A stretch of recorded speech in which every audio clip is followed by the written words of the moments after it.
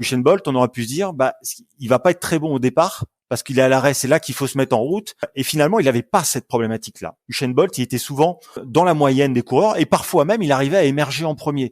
Et donc, si la zone, de par sa morphologie, d'autres paramètres nerveux, moteurs, dans laquelle il pourrait être potentiellement le plus faible parce qu'il a des grands segments, comme l'était Carl Lewis, si cette zone-là, il arrive à la diminuer, donc à faire en sorte qu'il n'est pas si mauvais que ça, forcément, quand il va arriver dans le moment où il est le plus fort, c'est-à-dire les 40-50 derniers mètres, c'est-à-dire ceux où théoriquement les sprinteurs commencent à décélérer, mais lui, il décélère moins vite.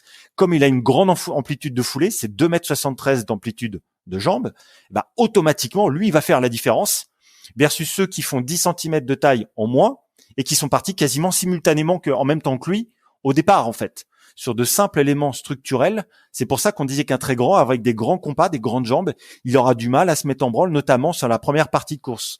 Si tu regardes les plus petites distances, il y a du sprint court en 60 mètres, il n'y en a aucun qui fait 1,95 m et qui a été champion du monde, il n'y a pas de champion olympique, mais qui a été champion du monde ou recordman du monde sur 60 mètres. Parce que là, pour le coup, c'est vraiment de l'amplitude et de la fréquence de jambes. Et là où Usain Bolt fait la diff, c'est qu'il limite ses difficultés sur le départ, donc il n'est pas si mauvais que ça comparé à ce qu'on pourrait s'attendre. Et après, quand il arrive dans sa zone forte, et là, il est inarrêtable. Il était inarrêtable.